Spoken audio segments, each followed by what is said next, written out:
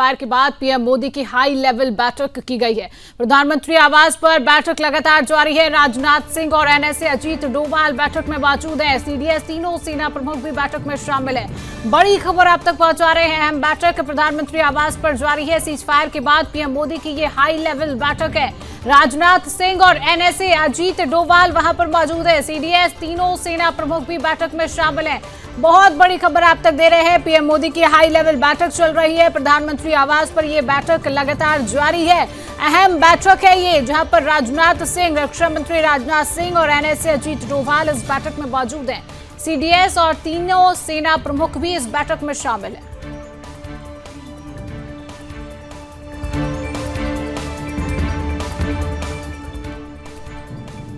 Cease fire के बाद PM Modi की हाई लेवल बैठक, प्रधानमंत्री आवास पर अहम बैठक जारी है। बड़ी खबर आप तक पहुंचा रहे हैं। प्रधानमंत्री आवास पर अहम बैठक चल रही है। राजनाथ सिंह और एनएसए अजीत डोभाल इस बैठक में मौजूद हैं। और अब बात करेंगे अगली बड़ी खबर की। 12 मई को फिर बात करेंगे भारत पाक के डीजीएमओ। बड़ी खबर है, आतंकवाद पर अब सख्त फैसला होगा। तनाव के बीच भारत का एक बड़ा फैसला सामने आया है कि कोई भी आतंकी हमला अब युद्ध माना जाएगा। आतंकवाद के खिलाफ भारत का कड़ा संदेश है। सजा होगी कई गुना अधिक होगी और कड़ा एक्शन लिया जाएगा। भारत और पाकिस्तान के डायरेक्टर जनरल मिलिट्री ऑपरेशंस की आगामी बैठक 12 मई को होने जा रही है, जिसमें दोनों देशों के सैन्य प्रमुख आतंकवाद और सीमा सुरक्षा पर महत्वपूर्ण बातचीत करेंगे। ये बातचीत 12 मई को की जाएगी। इस बैठक में भारत ने अब स्पष्ट किया है कि अब से कोई भी आतंकी हमला युद्ध की कार्रवाई माना जाएगा और उसका जवाब बेहद कड़ा दिया जाएगा। भारत ने अपने रुख को स्पष्ट करते हुए कहा कि आतंकवाद के खिलाफ उसकी नीति कठोर रहेगी और किसी भी प्रकार के आतंकवादी हमले पर अब सजा कई गुना अधिक होगी। यह बैठक पाकिस्तान के लगातार सीज फायर उल्लंघन और आतंकवादी गतिविधियों के संदर्भ में हो रही है और भारत ने पहले ही चेतावनी दी है कि उसे अब और सहन नहीं किया जाएगा। बड़ी खबर आप तक दे रहे हैं कि अब कोई भी अगर आतंकी हमला होता है तो युद्ध माना जाएगा। तो लगातार बड़ी खबर दे रहे हैं। 12 मई को फिर से भारत पाक के डीजीएमओ बात करने जा रही है। 12 मई का समय है जहां पर आतंकवाद पर अब सख्त फैसला लिया जाएगा और तनाव के बीच भारत का ये बड़ा फैसला सामने आया है, जहां पर 12 मई को दोनों देश बात करेंगे कि अगर कोई भी आतंकी हमला होता है तो भारत ने कहा है कि अब ये आतंकी हमला सीधा युद्ध माना जाएगा। आतंकवाद के खिलाफ भारत ने एक कड़ा संदेश दिया है कि पाकिस्तान अगर कोई भी हरकत करता है, कोई भी हरकत पाकिस्तान की तरफ से अगर देखी जाती है तो भारत सीधा इसको युद्ध करार देगा और फिर पाकिस्तान को उसका मुंह तोड़ जवाब एक बार फिर भारत देगा। तनाव के बीच ये भारत का बड़ा फैसला सामने आया है कि कोई भी आतंकी हमले को अब बख्शा नहीं जाएगा। भारत ने खुली चेतावनी दे दी है और भारत सरकार ने खुली चेतावनी दी है कि अब इसको युद्ध माना जाएगा। हालांकि पहले भी प्रधानमंत्री नरेंद्र मोदी भारतीय सेना को खुली छूट दे चुके हैं और अब आतंकवाद पर भी ये सख्त फैसला होने जा रहा है कि यह बैठक जो है, ये जो बैठक हो रही है वहां पर पाकिस्तान के लगातार सीज फायर उल्लंघन और आतंकवादी गतिविधियों के संदर्भ में बैठक भी की जा रही है और भारत ने पहले ही चेतावनी दी है कि उसे अब और सहन नहीं किया जाएगा। 12 मई को जो बैठक की जा रही है आतंकवाद के खिलाफ, ये बैठक होगी किस तरीके से आतंकवाद को खत्म किया जाना है। इस बैठक में दोनों देशों के सैन्य प्रमुख आतंकवाद और सीमा सुरक्षा पर महत्वपूर्ण इस बैठक में बातचीत की जाएगी। इस बैठक में भारत ने स्पष्ट किया है कि अब से कोई भी आतंकी हमला युद्ध की कार्रवाई माना जाएगा और उसका कड़ा जवाब अब भारत पाकिस्तान को फिर से देगा। भारत ने अपने रुख को स्पष्ट करते हुए कहा है कि आतंकवाद के खिलाफ उसकी नीति अब कठोर रहेगी और किसी भी प्रकार के आतंकवादी हमले पर सजा कई गुना अधिक होगी। यह बैठक पाकिस्तान के लगातार सीज फायर उल्लंघन और आतंकवादी गतिविधियों के संदर्भ में ये बैठक हो रही है और भारत ने पहले ही हालांकि चेतावनी दी है कि उसे अब और सहन नहीं किया जाएगा।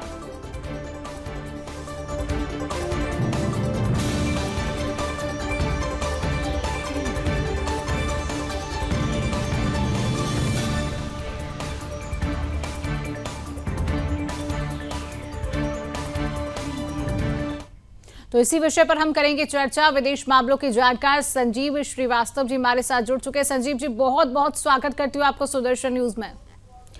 संजीव जी, किस तरीके से देखते हैं ये जो फैसला सामने आया सीज फायर का, डोनाल्ड ट्रंप का जो ट्वीट सामने आता है उसके बाद फैसला आता है कि अब जो है सीज फायर पूर्ण तरीके से किया गया, उसके बाद भी पाकिस्तान की तरफ से सीज फायर का उल्लंघन हुआ है। किस तरीके से देखते हैं आप पाकिस्तान की इस हरकत को?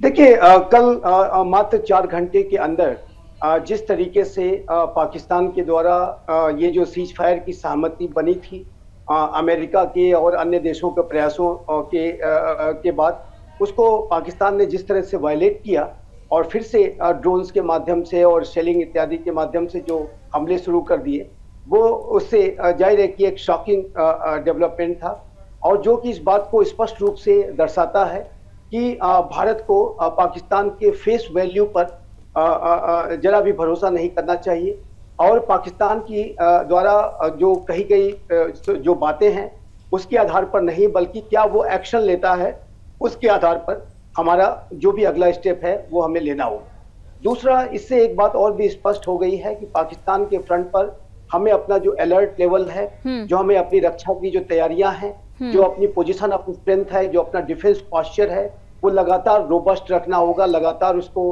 बहुत ही सशक्त बना करके रखना होगा, और पाकिस्तान के द्वारा किसी भी की जाने वाली नापाक हरकतों को त्वरित कार्रवाई के माध्यम से और कठोर कार्रवाई के माध्यम से रिस्पॉन्ड भी करना होगा। और इस फ्रंट पर हमें अपनी जो सतर्कता है और अपनी जो सारी रक्षा की जो तैयारियां हैं उसको लगातार बना के रखना है। एक पाकिस्तान को इस बात का लगातार एहसास होना चाहिए कि भारत किसी भी प्रोवोकेशन को, किसी भी वायलेशन को कठोरता के साथ और शक्ति के साथ डील करेगा। और ये जो राष्ट्र है, जाहिर है कि ताकत की भाषा समझता है, और इसको ताकत की भाषा के से ही डील करना होगा, और उसके लिए हमें अपनी जो तैयारियां पूरी करके रखनी होगी। जहां तक भारत का प्रश्न है, तो भारत ने पाकिस्तान को ये पहले भी बता दिया था कि जो हमने पाकिस्तान के अंदर जो आतंकवाद विरोधी कार्रवाई की 9 आतंकी ठिकानों को ध्वस्त किया, वो नितांत आतंकवाद विरोधी कार्रवाई थी। लेकिन उसके बाद आगे का जो भी परिदृश्य है वो पाकिस्तान के व्यवहार पर निर्भर करेगा। यदि पाकिस्तान इसे एस्केलेट करेगा, पाकिस्तान यदि भारत के विरुद्ध हमले करेगा, तो भारत उसका माकूल जवाब देगा, एप्रोप्रिएट बिफिटिंग रिप्लाई देगा।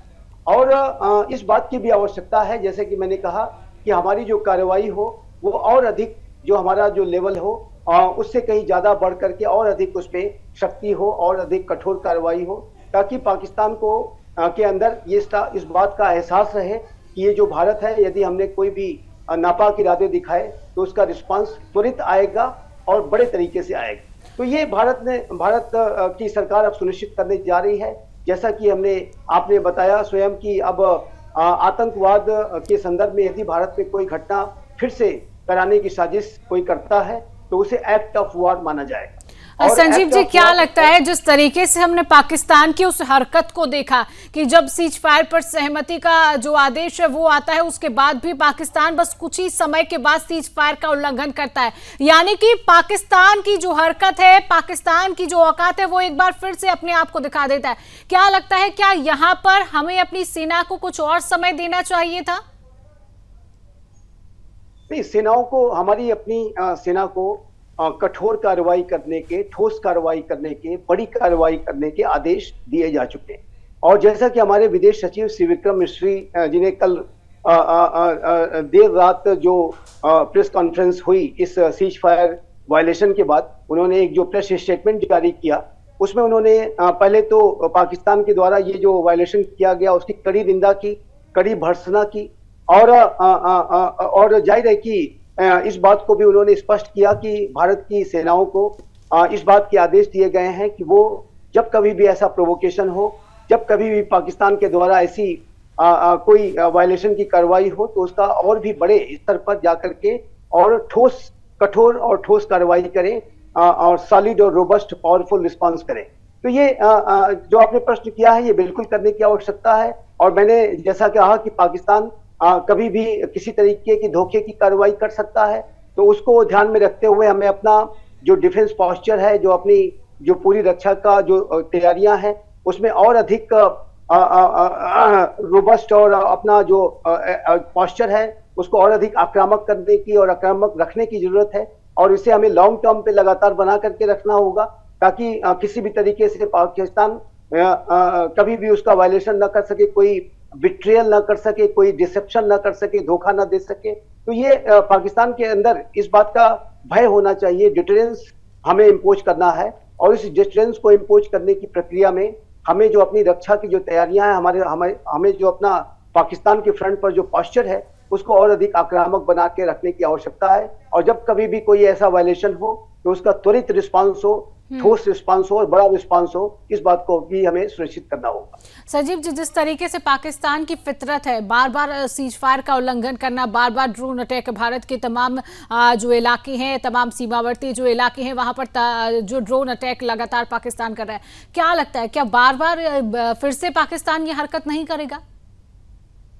पाकिस्तान हरकत कर सकता है, और उस हरकत को डेटर करने के लिए हमें अपने पोजीशन ऑफ स्ट्रेंथ को, अपने डिफेंस पोस्चर को आक्रामक बना के रखने की आवश्यकता है। उनके अंदर लगातार इस बात का एहसास होना चाहिए कि भारत की सेनाएं किसी भी स्थिति को रिस्पॉन्ड करने के लिए हर वक्त तैयार हैं। और यदि कोई नापाक हरकत हुई, कोई शेलिंग हुई, किसी तरीके का ड्रोन दागा गया, कोई अन्य ऑब्जेक्ट दागे गए, तो उसको तो हम रोकेंगे ही, उसको तो नेस्तनाबूद करेंगे, और एक जवाबी कार्रवाई पाकिस्तान की टेरिटरी में जाकर के और बड़े तरीके से होगी। जैसा कि आपने देखा कि हमने पाकिस्तान के कई एयर बेसेस को बड़ी क्षति पहुंचाई। पाकिस्तान के को हमने काउंटर रिस्पांस में हमने उनके मिलिट्री बेसिस को बहुत क्षति पहुंचाई है। ये बात पाकिस्तान समझता होगा कि भारत की कैपेबिलिटीज क्या है, और भारत किसी भी कोने पे जाके कोई भी बड़ी से बड़ी कार्रवाई कर सकता है। तो ये बात हमें बना के रखनी है, जरा भी अपना गार्ड डाउन नहीं करना है, अपना अलर्ट लेवल बना के रखना है, और एक कांस्टेंट, एक सस्टेन तरीके से अपने पोस्चर को वहां पर मेंटेन करना है, ताकि पाकिस्तान के अंदर इस बात का एहसास हो कि यदि ये जो भारत है हमारे फेस वैल्यू पर भरोसा नहीं करता है, और यदि हमने जरा भी कहीं कोई धोखा देने की कोशिश की, तो भारत का रिस्पांस बहुत ही त्वरित आएगा और बड़ा आएगा। तो इस बात को हमें मेंटेन करने के लिए हमें अपने पोस्चर को आक्रामक बना करके रखनी। जी बिल्कुल, हमारे साथ राजनीतिक विश्लेषक के रूप में विश्वनाथ मिश्रा जी जुड़ चुके हैं। विश्वनाथ जी, बहुत बहुत स्वागत करती हूँ पहले आपका सुदर्शन न्यूज में। विश्वनाथ जी, आपसे मेरा एक सवाल ये रहेगा कि जिस तरीके से समझौता सीज फायर को लेकर दोनों देशों के बीच हुआ है, उसके बाद भी हमने देखा कि पाकिस्तान की तरफ से सीज फायर का उल्लंघन किया गया।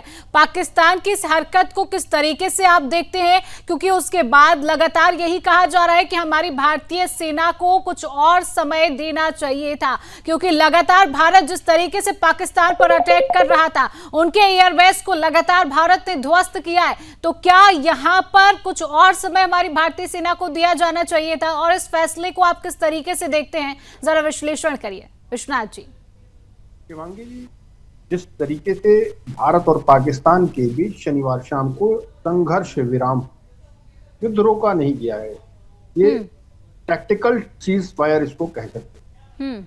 भारत की सेना की ओर से जिस तरह हम मुंहतोड़ जवाब दे रहे थे, पाकिस्तान की लगभग 50% एयर बेसिस को हमने ऑलमोस्ट उनकी स्ट्रिप्स को, एयर स्ट्रिप को तबाह कर दिया था, ऑपरेबल कर दिया था।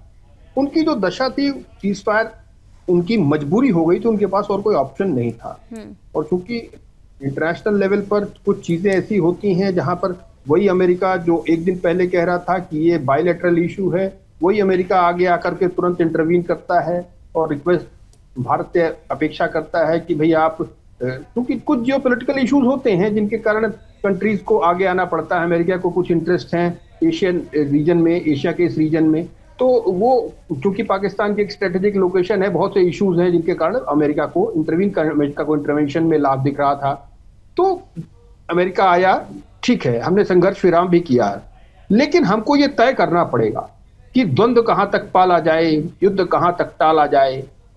तो उस नजरिए से हमें देखना पड़ेगा कि हम अब कम से कम पाकिस्तान को इतना क्षति पहुंचा दें, इतनी स्थिति में ला दें कि पाकिस्तान को इस बात का भय हो कि भारत से लड़ने से पहले उसको 4 बार सोचना होगा। हमारे यहाँ एक स्टेटमेंट है, भय बिनु हो ही न प्रीति। अगर आप भय नहीं क्रिएट करेंगे तो मित्रता नहीं संभव। उस प्रेम को जगाने के लिए हमको इतनी डेटरेंस क्रिएट करनी पड़ेगी पाकिस्तान के मन में, वहां का आम जनमानस इस बात को महसूस करे, वहां के हुक्मरान इस बात को महसूस करें कि भारत से उलझना ठीक नहीं है। हमने उनको बहुत नुकसान पहुंचाया। आज की डेट में जो हमारी पॉलिटिकल लीडरशिप है बहुत मजबूत है, इसमें कोई दो राय नहीं। डिप्लोमेटिकली हम बहुत एक्टिव हैं, इसमें कोई दो राय नहीं। लेकिन पाकिस्तान के अंदर जो इनसिक्योरिटी है उसको बढ़ाने की जरूरत है, उनको भयाक्रांत करने की जरूरत है। हम ब्रह्मोस परीक्षण केंद्र में वो करने जा रहे हैं, टेस्ट करने जा रहे हैं। हम अपनी स्थिति को लगातार मजबूत कर रहे हैं। लेकिन मुझे लगता है कि जिस तरीके से हमने, अब शायद ये टेक्निकल इशू हो सकता है कि हमने उसको संघर्ष विराम को अनुमति दे दी, लेकिन मेरा मानना है कि शायद अभी संघर्ष विराम का समय नहीं आया है। हमने बहुत कीमत चुकाई है। ये समय है कि हम इतनी तेजी के साथ बढ़े। ठीक है, तो इमीडिएटली हमने इसको रोक दिया हो, लेकिन अभी पाकिस्तान करेगा जरूर। उसने रिज्यूम किया है अपनी गोलीबारी, उसकी आदत है, वो छोड़ता नहीं है, वो फिर रिज्यूम करेगा। जब रिज्यूम करे तो हम उसको ऐसी इस बार ऐसी चोट दें तो उसकी नस्लें याद करें, तब जाकर के पाकिस्तान थोड़ा शांत होगा, तब जाकर के हमको थोड़ा सुकून मिलेगा वहां से। अन्यथा ये फ्रंट हमारा रेगुलरली खुला रहेगा, परमानेंटली खुला रहेगा, जिस तरह से 7 दशक से खुला हुआ है। बिल्कुल विश्वनाथ जी, क्योंकि हमारा जो उद्देश्य है, भारत का जो उद्देश्य है वो आतंकवाद को खत्म करना है। क्योंकि आतंकवाद तो खत्म नहीं हुआ है, भले युद्ध पर संघर्ष विराम लगा दिया जाए, क्योंकि पाकिस्तान के जो लोग हैं उनका धर्म ही उनका आतंकवाद सिखाता है, जिहाद पैदा करना और आतंकवाद को पैदा करना। क्योंकि जो आतंकवाद है वो किसी और में तो नहीं जा सकते कि उनको धर्म के उसमें ले आए। उनका काम ही है कि सिर्फ आतंकवाद फैलाना। जो पहलगाम में हमला हुआ है वो आतंकी भी अभी जो है वो खुलेआम घूम रही है। देखिए, भारत ने जो आक्रमण किया है उसने आतंक के 5 बड़े चेहरों को केवल निपटाया है। मेरा मानना है जैसे अबू जुंदाल था, जमील था, यूसुफ अजहर था, तो ये एक्चुअली मेरा मानना है कि इन 2-4 चेहरों को समाप्त कर देने से वहां पर खत्म हो जाएगा। वहां पर या हम उनकी कुछ चौकियों को थोड़ा सा नुकसान पहुंचा देंगे, उससे समाप्त होगा, नहीं होगा। उनको इतनी ऊंची चोट होनी चाहिए, इतनी गहरी चोट होनी चाहिए कि पाकिस्तान को एहसास हो कि नहीं, अब भारत के ऊपर आक्रमण नहीं करना। आप यार देखिए कि हमने उनके किसी भी मिलिट्री इंस्टॉलेशन को अटैक नहीं किया, हमने किसी सिविलियन एरिया में अटैक नहीं किया, उसके बाद भी उन्होंने हमारे 26 शहरों पर अटैक किया। तो आप ये देखिए ना उनकी मानसिकता, मनस्थिति क्या है। तो हमारा जो उसका रिस्पांस होना चाहिए वो ऐतिहासिक होना चाहिए। ये अलग बात है कि हमारी एयर पावर ऐसी है, हमने इस तरीके से किया कि 100% हमने उसको स्टॉप किया, वो इतिहास है। भारत छोड़ दिए, वैश्विक स्तर पर कहीं कोई देश ऐसा नहीं। इवन रूस का भी 80% था। मुझे लगता है इजराइल ने भी जो रिटेलिएट किया, जिनको स्टॉप किया, वो 90% था, 10% फिर भी गिरे। हमारे में 100% हमने स्टॉप किया है। तो हमने उन सभी अटैक्स को चाहे जिस लेवल पे किए हो पाकिस्तान ने, और वो ये बड़ी चीज है, इसमें कोई दो राय नहीं। हम उस पाकिस्तान से जिस युद्ध को लड़ रहे हैं वो बड़ा है, आज का नहीं है, ये 7 दशक से लटका हुआ युद्ध है। मुझे लगता है हमारी फोर्सेस को, हमारी जो सेना है, हमारे जो टॉप पॉलिटिकल लीडरशिप है, उसको इस बार इसको बहुत गंभीरता के साथ लेना चाहिए। मैं मानता हूं ये कैंसरस इशू है जो बहुत लंबा प्रोलॉन्ग्ड है, इसको पूरा समूल नाश करके काट कर इसको निकालना पड़ेगा। और जब तक आप इसको पीसेस में नहीं करेंगे, काट करके हटाएंगे नहीं कुछ इश्यूज को, तब तक आप छोटा सा हेल्दी छोड़िए पाकिस्तान। देखिए, पड़ोसी को बदला नहीं जा सकता, you can not replace it. बिल्कुल, उसकी जो फितरत है पाकिस्तान की वही रहेगी। हमारे साथ रेजिडेंट एडिटर मुकेश जी जुड़ चुके हैं। मुकेश जी, आपसे समझना चाहूंगी, जो सीज फायर समझौते की बात सामने आई उसके बाद भी पाकिस्तान अपनी फितरत से आवाज नहीं आया, उसके बाद भी पाकिस्तान ने सीज फायर का उल्लंघन किया, कई इलाकों में जो है मिसाइलें, ड्रोन अटैक किया गया। क्या लगता है क्या पाकिस्तान जो है फिर से अटैक कर सकता है भारत के ऊपर? क्योंकि पाकिस्तान को ना विश्वास की, ना प्यार की, ना दोस्ती की भाषा समझ नहीं आती है, उसको सिर्फ युद्ध और आतंकवाद की भाषा ही समझ आती है।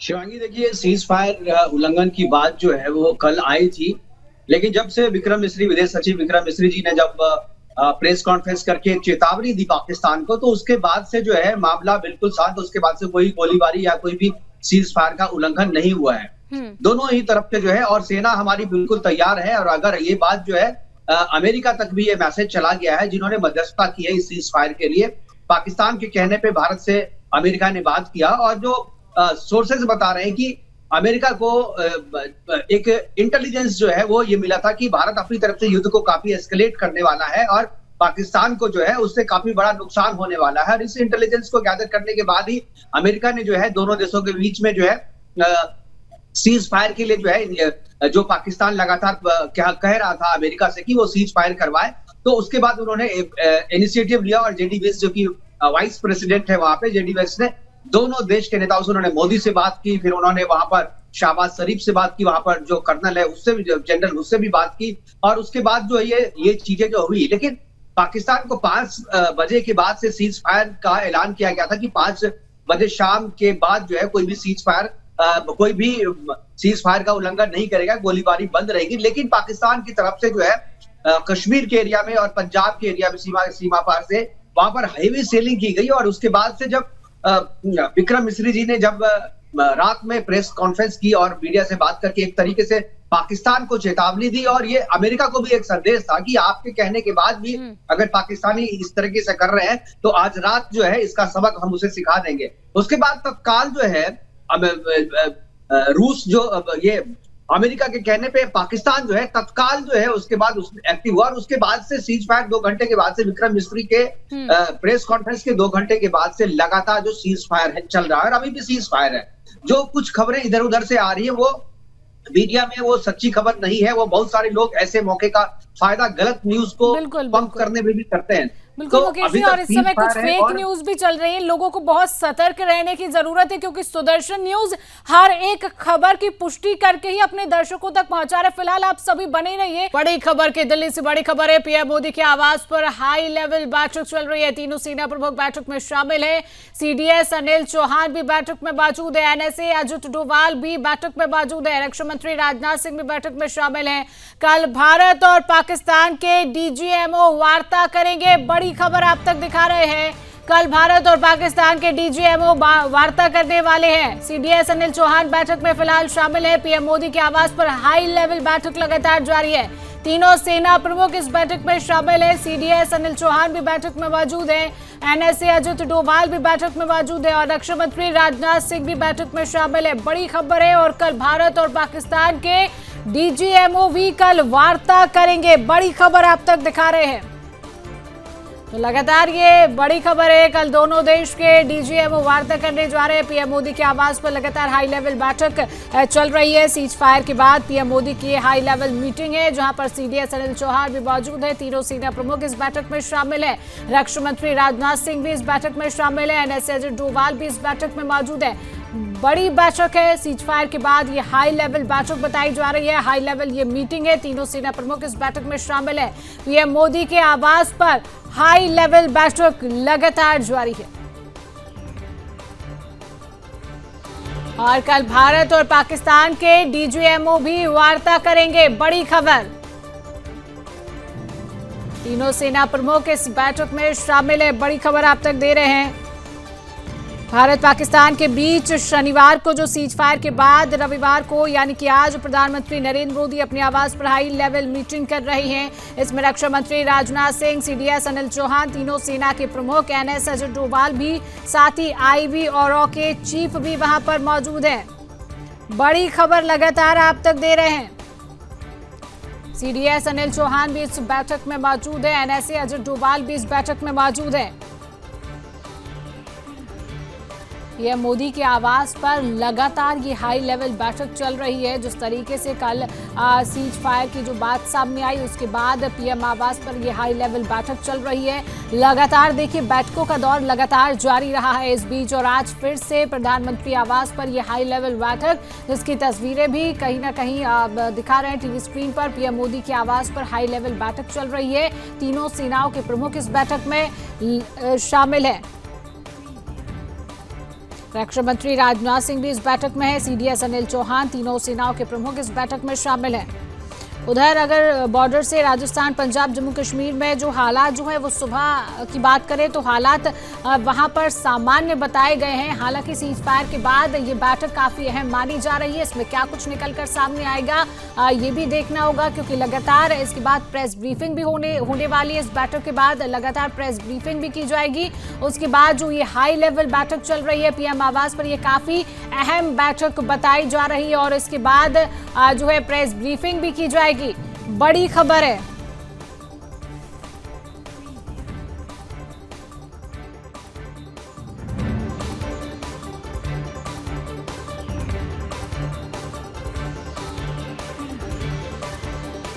सीज फायर के समझौते की बात सामने आई, उसके बाद भी पाकिस्तान ने सीज फायर का जिस तरीके से उल्लंघन किया, उसके बाद सीज फायर के बाद आज पीएम आवास पर एक अहम बैठक बुलाई गई है और ये बैठक काफी अहम बताई जा रही है, क्योंकि इस बैठक में तीनों सेनाओं के प्रमुख एक बार फिर से शामिल हुए हैं।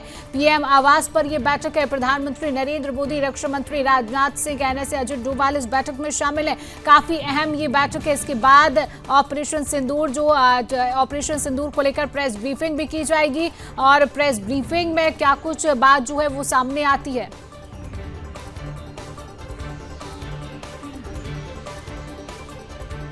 तो पीएम मोदी की आवास पर यह हाई लेवल बैठक लगातार चल रही है। तीनों सेनाओं के प्रमुख इस बैठक में शामिल है। रक्षा मंत्री राजनाथ सिंह, सीडीएस अनिल चौहान, तीनों सेनाओं के प्रमुख एनएस अजित डोभाल, साथ ही आईबी औरों के चीफ भी यहां पर मौजूद हैं। लगातार ये बड़ी खबर हम आप तक दे रहे हैं और ये बैठक जो है वो काफी अहम ये बैठक बताई जा रही है। इस बैठक में अब क्या जो है समझौते पर ड्राफ्ट कैसे तैयार होता है, इसको लेकर भी लगातार चर्चा होगी।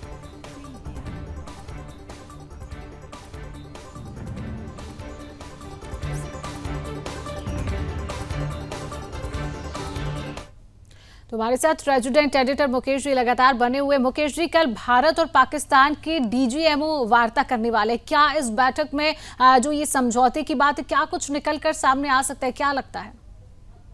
देखिए, दो चीज शिवाजी बहुत महत्वपूर्ण है। अभी कल जब बैठक होने वाली है, बैठक से पहले अभी वायुसेना की तरफ से और सरकार की तरफ से जो बयान, जो बैठकों का दौर जारी था, उसके बाद से ये निकल के आया कि ऑपरेशन सिंदूर अभी जारी है। ये ऑफिशियली फिर से ऐलान किया गया है। जो सीज फायर के उल्लंघन के बाद जो है बात करी थी और नाराजगी जताई थी, जो विक्रम मिस्री जी ने जो नाराजगी जताई थी और पाकिस्तान को साफ तौर पे कहा था कि हम जो है इसका बदला देंगे और इसको इसी तरीके से जवाब देंगे। उसके बाद सीज फायर तो बंद हो गया, लेकिन ऑपरेशन सिंदूर जारी है। इस बात की आधिकारिक घोषणा वायुसेना ने आज की है। पहली बात ये है, कल जो आपने सवाल पूछा है, कल जो डीजी लेवल की जो बैठक होने वाली है उसमें दो चीजें तय होने। अभी तक ये नहीं तय है कि कौन सा कॉमन प्लेस होगा जहां पर ये बैठक होगी। बैठक का स्थान अभी तय नहीं हुआ है। वो मुझे लगता है कि आज किसी भी दौर में जो है वो बातचीत दोनों के अधिकारियों के बीच में चल रही होगी, कौन सा एक कॉमन प्लेस होगा जहां पर ये बैठक आयोजित की जाएगी। हो सकता है किसी तीसरे देश में जो है, जो कॉमन कंट्री है, वहां पर ये बैठक आयोजित हो।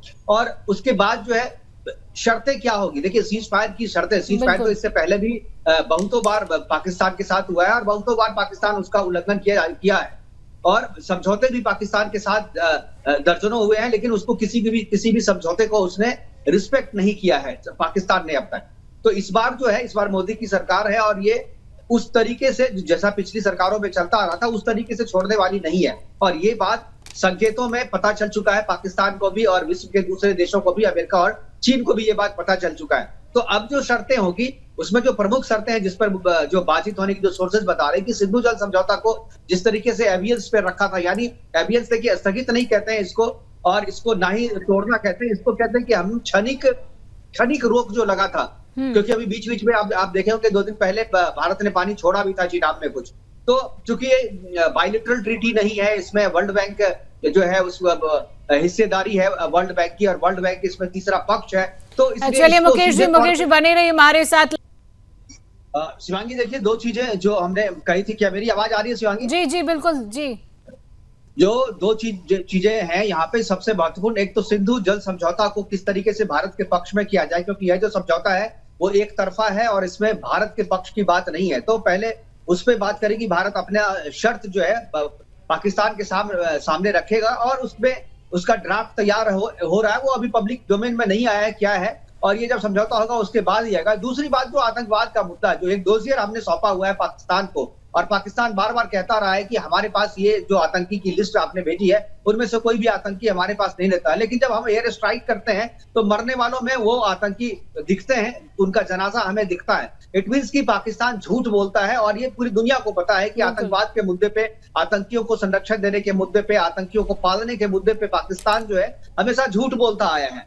तो उस झूठ के बारे में भारत जो है एक बार फिर से उस डोजियर की बात करेगा और जितने भी आतंकी जो भारत के आरोपी हैं, जो भारत के दोषी हैं, भारत में आतंकवादी घटना को अंजाम देने के पीछे जो खड़े हैं, जो दोषी है, उनको भारत को सौंपने के लिए कहेगा। तो ये जो दो मुख्य शर्तें हैं, उसके बाद तीसरी चौथी और भी शर्तें हो सकती है, लेकिन ये जो हमारे जो सोर्सेज है वो ये बताते हैं कि ये दो शर्तें जो है इस कल की बैठक में रखी जाएगी। उसके बाद एक जो डेवलपमेंट हुआ है, जो हमारे साथ जो दूसरे संजीव श्रीवास्तव जी है वो भी इस बात को बताएंगे कि act of war, act of terrorism को एक्ट ऑफ वार में कहने की बात जो कल कही गई भारत सरकार की तरफ से, वो चीजें पाकिस्तान को कही जाएगी। और उसके बाद अगर पाकिस्तान यानी इस सीज फायर के बाद, इस समझौते के बाद, क्योंकि अभी तक समझौता जो है ऑन पेपर नहीं है, कल जो है बैठक होगी, उसके बाद जो है समझौता कल साइन हो जाएगा, या हो सकता है इसमें एक दो बैठक का दौर और चले। इतनी जल्दी मुझे नहीं लगता है कि एक बैठक में ये सारी चीजें जो है साफ हो जाएगी। मुझे लग रहा है बैठकों का दौर चलेगा, नेगोशिएशंस होंगे और उसके बाद जो है दोनों देशों के प्रतिनिधि बैठ करके एक जो है कोई किसी कॉमन एजेंडे पे आकर के साइन करेंगे। उसी में देखना है कि जैसा मोदी के बारे में कहते हैं, ट्रंप भी कहता है कि Modi is a tough negotiator. तो मोदी नेगोशिएट करके देश के लिए क्या लाते हैं वो चीज देखना जरूरी है। और एक जो चीज है कि आप अगर आतंकवाद को वार, एक्ट ऑफ वार अगर कहते हैं तो उसका असर क्या होगा, ये चीज भी वहां पर होगा कि इसके बाद से जो भी आतंकवादी घटनाएं भारत की सीमा के भीतर में होगी और उसका किसी भी तरीके का लिंक जो है अगर पाकिस्तान से होगा तो उसे युद्ध समझा जाएगा, तो उसमें ये समझौता लागू नहीं होगा सीज फायर का। तो आप जो है इन सारी चीजों को समझौते में किस तरीके से प्लेस करते हैं, इस पर इन मुद्दों पर लगातार जो बड़े अधिकारियों की, मंत्रियों की और जो इस बैठक में जो जाएंगे, जो इसके मेन जो कंपोनेंट्स हैं, उन सब की बैठक जो है अभी लगातार जारी है शिवांगी। मुझे लगता है कि आज का दिन जो है काफी महत्वपूर्ण है, क्योंकि कल जो है ड्राफ्ट, हालांकि अभी तक टाइम फिक्स नहीं है, ऑफिशियली इस बात का ऐलान नहीं किया गया है कि टाइम कितने बजे बैठक की होगी, जगह कौन सी होगी। ये मुझे लगता है कि आज जो है देर शाम तक इसका ऐलान कर दिया जाएगा। ये बातचीत दोनों देशों के बीच में हो रही है। अब इसके बाद आगे का डेवलपमेंट क्या होगा वो ड्राफ्ट पे चर्चा मेरे ख्याल से अब ज्यादा महत्वपूर्ण है। शिवांगी, बिल्कुल संजीव जी, क्या लगता है कल जो पाकिस्तान के डीजीएमओ वार्ता करने जा रही है, क्योंकि भारत भी अपनी कुछ शर्तें रखेगा, भारत शर्तें रखेगा, किन शर्तों पर समझौता होगा, क्या लगता है आपको?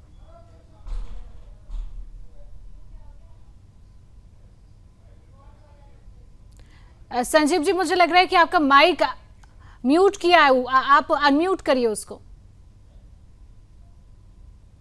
मेरी आवाज जा रही है? जी जी जी अभी अच्छा जी, देखिए जो कल अमेरिका के और कुछ अन्य देशों के, सऊदी अरबिया, ईरान, कतर आदि देशों के प्रयासों से जो एक सीज फायर पर सहमति बनी है, उस पर एक मोहर लगाने का जो कार्य है वो कल की बैठक में होगा, जब डीजीएमओस आपस में मिलेंगे। और इस पूरे सीज फायर को लगातार बना करके रखा जाए, इसका वायलेशन ना हो।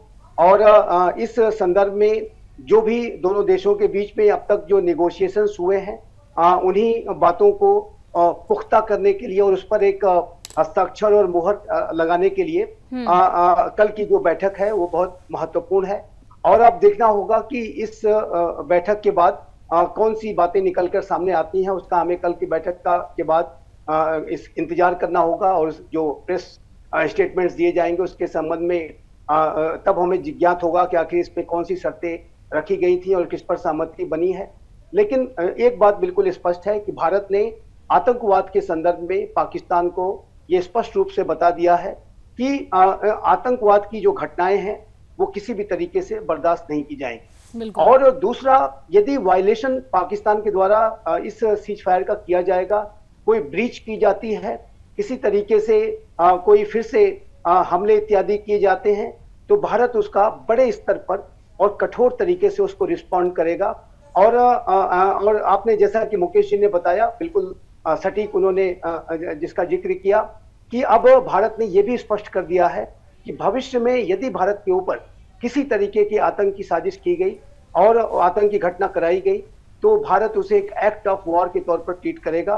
और फिर जो भारत का जो रिस्पांस होगा वो हमने तो अभी सिर्फ 9 स्थानों को हिट किया है। ऐसे किसी अगले आतंकवादी हमले की दशा में भारत का रिस्पांस और भी बड़ा होगा, वो वैसा ही होगा जैसे कि किसी युद्ध के समय में रिस्पांस किया जाता है। और ये बात भारत ने पाकिस्तान को पहले ही बता रखी है, और मेरा ऐसा मानना है कि कल की जो बैठक में इस बात को स्पष्ट किया जाएगा। और जाहिर है कि कल जो सीज फायर वायलेशन पाकिस्तान ने किया है वो घटना फिर से रिपीट ना हो, पाकिस्तान इस तरीके के धोखे वाली कार्रवाई फिर से रिपीट ना करे। इस संदर्भ में भारत अपनी कड़ी आपत्ति भी दर्शाते हुए पाकिस्तान से एश्योरेंस चाहेगा कि इस तरीके का आप एश्योरेंस दें कि आप बिल्कुल संजीव जी, उम्मीद यही है पाकिस्तान ने जो हरकत की है उस हरकत को दोबारा ना दोहरा जाए। विश्वनाथ जी हमारे साथ लगातार बने हुए हैं। विश्वनाथ जी देखिए, जिस तरीके से पाकिस्तान ने कल सीज फायर का उल्लंघन किया है, ये पहली दफा नहीं है कि पाकिस्तान ने ये हरकत की है। इससे पहले भी कई बार पाकिस्तान जो है वो सीज फायर का उल्लंघन कर चुका है। मैं आपसे जानना चाहूंगी कि दोनों देशों के बीच कब कब ये समझौते की बात जो है वो सामने आई, और सीज फायर का उल्लंघन पाकिस्तान ने कब कब किया है?